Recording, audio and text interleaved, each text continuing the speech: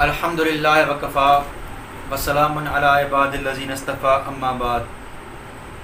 मेरे मोअज़्ज़िज़ नाज़रीन, हर तारीख़ के तालिब इल्म को ये इल्म होगा कि सल्तनत उस्मानिया जो है उसकी बुनियाद रखने वाले गाज़ी उस्मान रहमहुल्लाह थे और गाज़ी उस्मान रहमहुल्लाह ने इसकी बुनियाद रखी, जिसकी वजह से इसको सल्तनत उस्मानिया इसका नाम पड़ गया।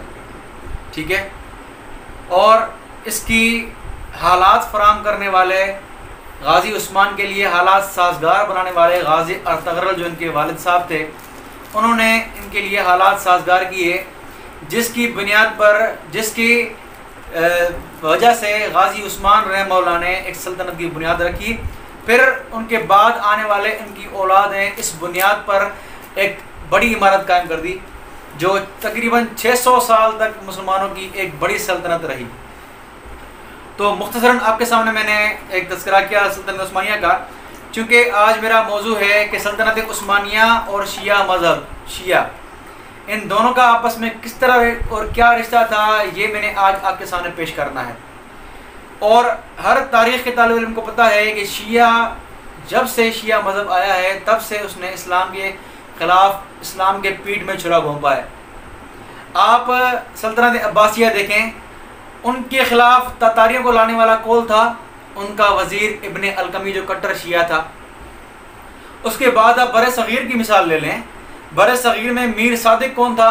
मीर सादिक वही था जिसने टीपू सुल्तान रहमहुल्लाह से गद्दारी की, और मीर सादिक उनका वज़ीर था जिसने मैसूर में टीपू सुल्तान की क्या की, उनकी खिलाफ वर्जी की और अंग्रेज़ों की मदद की, और वो पक्का कट्टर शिया था मीर सादिक। उसके बाद आप देखें मीर जाफ़र, जिसने बंगाल में नवाब सिराजुद्दौला रहमहुल्लाह जो सुन्नी बादशाह थे, उनका जो सिपह सालार था, ये मीर जाफ़र कट्टर शिया था। इसने अंग्रेज़ों की मदद की और नवाब सिराजुद्दौला को शिकस्त हुई और बंगाल की ज़मीनें इसके नाम अलाट हुई, इस मीर जाफ़र के नाम पर। आप आज का दौर देखें, आज क्या हो रहा है, ईरान में क्या हो रहा है, शाम में क्या हो रहा है, इराक़ में क्या हो रहा है, यही शिया मुलविस हैं। ठीक है। तो शियों की हिस्ट्री आप देखें, इन्होंने हमेशा सुन्नियों से ही जंग की है, किसी यहूदी ईसाई जंग नहीं की है, हमेशा जंग की ही सुन्नियों से है।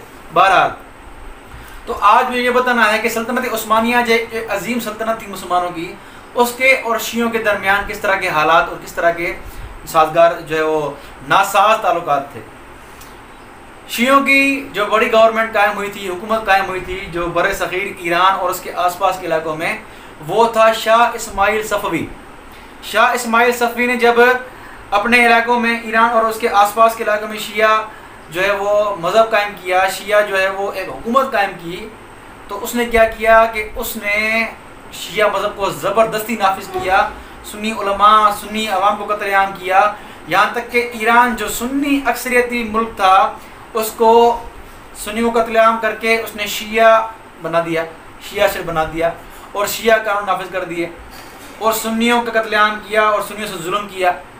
तो उस दौरान क्या हुआ कि इसने उस्मानी सल्तनत की हुदूद में भी इसने चंद इलाके कब्जे कर लिए उस्मानियों के, और उस्मानी उस दौर में यूरोप में बरसरे बेकार थे ईसाइयों के साथ, उनकी जंगें चल रही थी ईसाइयों के साथ। लेकिन यहाँ एशिया में ये शिया जो है वो शाह इस्माइल सफ़वी क्या कर रहा था, इसने जो है वो तुर्की सल्तनतों पे हमले कर दिए और तुर्की इलाकों पे कब्जे कर दिए और अपने उलमा भेज दिए तुर्क में, और क्या कर दिया, अपने शिया मज़हब तब्लीग करना शुरू कर दी इसने।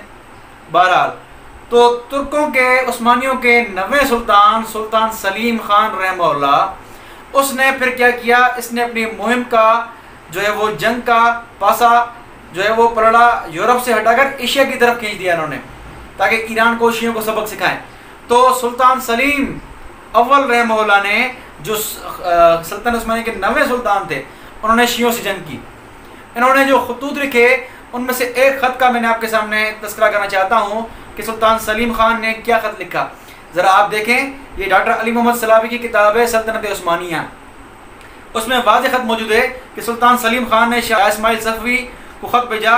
उस ख़त में यह था कि बेशक हमारे उलमा और फ़ुक़हा ने तेरे ख़िलाफ़ क़िसास का फ़ैसला सादिर किया है, इसलिए कि तू मुर्तद है।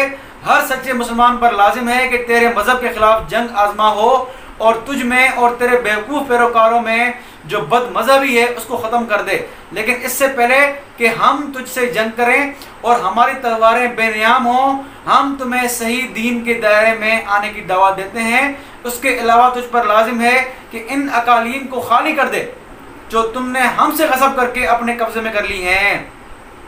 अगर तू ऐसा करेगा तो हम तेरी जान बख्शी की ज़मानत देने को तैयार हैं। ये ख़त लिखने वाले सुल्तान सलीम खान जो सल्तनत उस्मानी के 9वें सुल्तान थे, 9 सुल्तान थे, तो इन्होंने ख़त लिखा और यहाँ के तुमने कहा मुर्तद हो तुम पर के साथ वाजिब है, क्योंकि तुमने सुन्नी की उलमा और सुन्नी आवाम कत्ल किया अपने मुल्क में। बहरहाल लेकिन इसके घमंड था, शाह इस्माइल सफ़ी को अपनी फ़ौज पर घमंड था, तो उसने जो है वो ये बात ना मानी। बिल आखिर सुल्तान सलीम खान रहमहुल्लाह ने जंग का फैसला किया और लश्करकशी की। चाल्दी ईरान के इलाके में दोनों के लश्कर आमने सामने हुए, सफ़वी लश्कर शियों का, सुल्तान सलीम खान का सुन्नी लश्कर आमने सामने हुए। कई दिनों की जंग के बाद सुल्तान सलीम ने अल्हम्दुलिल्लाह फतह हासिल की और शाह इस्माइल सफ़वी भागकर तबरेज़ जो उस वक्त दारुल खिलाफा था ईरान का शियों का, वहाँ जाके छुप गया। यहाँ तक कि सुल्तान सलीम ने उसका पीछा किया, तबरेज़ को भी कब्जे में कर लिया, जो दारुल हुकूमत था इस शिया का, उसको भी सुल्तान सलीम खान रहमहुल्लाह ने कब्जे में कर लिया और उस पर अपने लश्कर जो है फौज वहाँ बिठा दी। बहरहाल तो कहने का मकसद ये कि शियों ने उस दौर में भी मुसलमानों की पीठ पे छुरा घोंपा, जिस पर मुसलमानों के सुल्तान ने उनका पीछा किया और उसके इलाके फतह किया, उसको भगाया, उसको दूर तक भगाया। और यही सुल्तान सलीम है जिन्होंने मिस्र फतह किया, शाम फतह किया, जिन्होंने हिजाज के इलाके मक्का मदीना फतह किया। और ये जो अरब कंट्रीज़ हैं, खलीज के इलाके हैं जो टूटे हुए हैं, ये उर्दन है, शाम है, कोई सऊदिया है, कोई क्या है, कोई क्या है, ये सारे इनको एक लड़ी में पिरोया ये सुल्तान सलीम खान थे।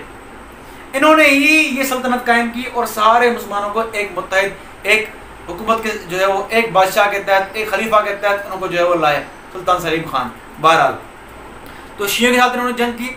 उसके बाद क्या हुआ, 12वें सुल्तान जो आए उस्मानियों के, उनका नाम था सुल्तान मुराद सालिस, तीसरे सुल्तान मुराद सालिस ने क्या किया, उनका जब दौर आया उन्होंने भी अपने दौर में ईरान की तरफ पेशकदमी की।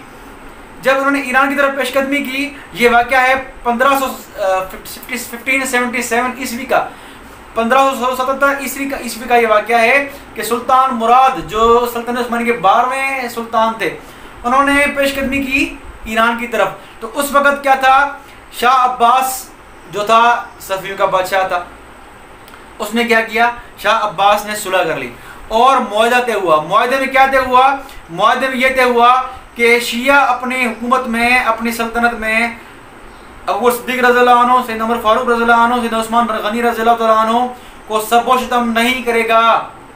ये सुल्तान मुराद ने उनसे शराइत तय की, शराइत में ये बात तय हुई और मुआहदे की पासदारी की ज़मानत के लिए उसने अपने चचा और भाई हैदर मिर्ज़ा को इस्तांबुल भेज दिया। शिया अब्बास हैदर ने इस मुआहदे की पासदारी के लिए कि हम वाकई सहाबा किराम को तबरानी करेंगे, चचा को भेज दिया, अपने को इस्तांबुल भेज दिया। तो ये सुल्तान उस्मानी सल्तनत जो थी वो कट्टर सुन्नी थी और शियों कट्टर मुखालिफ थी, और इन्होंने शियों के नाको चने चबाए थे अल्हम्दुलिल्लाह।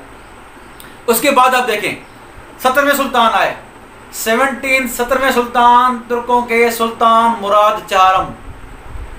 सुल्तान मुराद चारम ने क्या किया, उनके दौर में भी शियों का बहुत दिमाग खराब था, सफ़वियों का। तो सुल्तान ने क्या किया, बगदाद जो कब्जे में था तुर्कों के, वो फिर दोबारा ईरान ने उस पर हमला करके कब्जा कर दिया था और जो तुर्कियों का वहाँ हाकिम था उसको शहीद कर दिया था शियों ने। बहरहाल सुल्तान मुराद ने हमले का फैसला किया और बगदाद पर हमला किया, खुद फौज की कमान की, खुद मैदान में उतरे, खुद जिहाद किया, खुद तलवार उठाई, खुद फौज के साथ मिलकर लड़े और शियों से लड़े। और शियों के जो है वो बगदाद के आसपास जो किला था उस पर इतनी बमबारी की, इतने तोप चलाए कि उसके बहुत सारे तबाह कर दिया, उसके तो जो है वो चौथी तरफ जो दीवार थी उस तबाह कर दिया बगदाद के।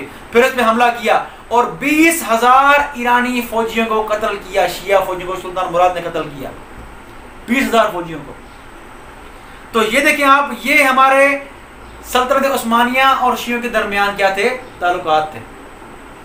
एक जो मुसलमानों की एक मजबूत सल्तनत थी, जिससे रोम, जिससे फारिस, जिससे बरतानिया, जिससे उस वक़्त के सुपर पावर डरते थे, ये शिया उनसे बरसर बेकार थे। तो ये तो हाल इन शियों का है। तो आज आप किस तरह उनसे आप भलाई की उम्मीद रख सकते हैं।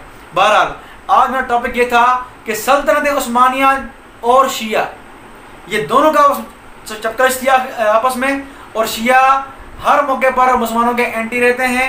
सल्तनत उस्मानिया क्योंकि आजकल ये दौर चल रहा है, हर तरफ अर्तुगरुल की बात चल रही है, हर तरफ गाजी उस्मान की बात चल रही है, तो मैं समझा अपना से समझा कि इन दौरान हम शियों की भी तकाबली जायज़ा कर लें कि इन उस्मानियों से शियों के ताल्लुकात क्या थे और इन उस्मानी सुल्तानों ने किस तरह शियों को जूते मारे थे, किस तरह शियों को अपने ही मुल्क में पाबंद किया था कि तुम्हारे ही मुल्क में तबर्रा नहीं होगा।